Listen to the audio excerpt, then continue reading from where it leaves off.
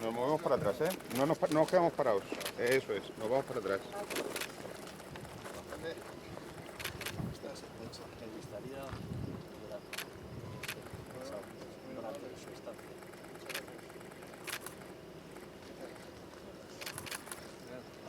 Nos movemos para atrás.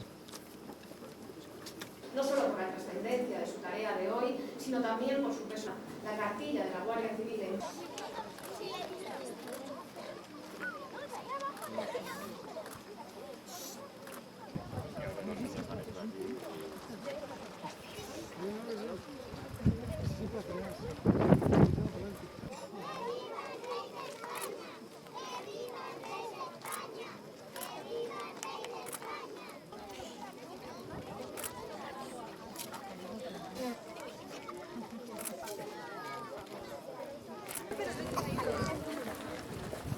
¿Pero? No, yo no estoy muy Gracias, majestad.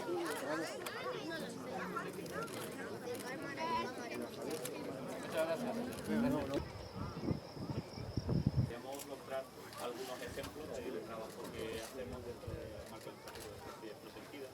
En primer lugar, a disposición judicial. Otro de los ejemplos también queridos es la exportación. Entonces, bueno, existen redes.